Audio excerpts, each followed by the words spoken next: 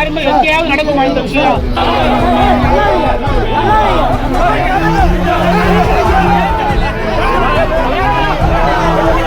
ஆடு கோழிகளோடு மலை மீது ஏறிய இஸ்லாமியர்களை தடுத்து நிறுத்திய போலீசார். சிவப்பிட்டு நான் பேசும்போது நீங்க சாப்பாடு கொண்டு போறது நீங்க தாராளமா கொண்டு போய் சாப்பிடுங்கன்னு சொல்லி சொன்னவரை இன்னைக்கு நீங்க தடுக்கிறீங்கன்னா எந்த யார் சொல்லி தடுத்தாங்கன்னு புரிய மாட்டேங்குது. திருப்பரங்குன்றம்னாவே நமக்கு ஞாபகம் வருது முருகன் கோவில். அதுக்கு மலை மேல மத நல்லிணக்கத்தை எடுத்து காட்டுற விதமா கீழ சுப்பிரமணிய சுவாமி கோவிலும் மலை மேல சிக்கந்தர் பள்ளிவாசல் தர்காவும் இருக்கிறது குறிப்பிடத்தக்கது. இந்து மற்றும் இஸ்லாமியர்கள் ஒற்றுமைக்கு சான்றாதான் இந்த இடம் இருக்கிறதா மக்கள் பாராட்டியிருக்காங்க.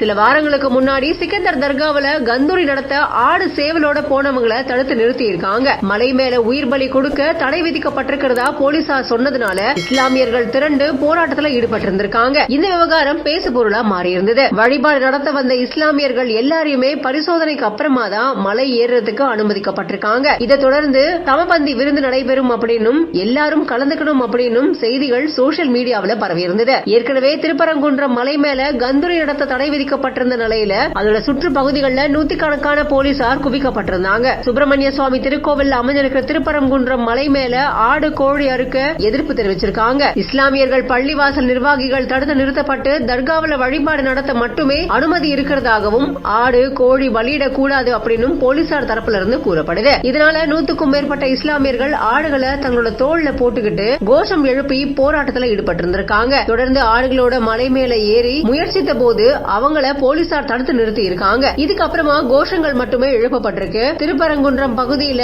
பரபரப்பு ஏற்பட்டிருக்கு.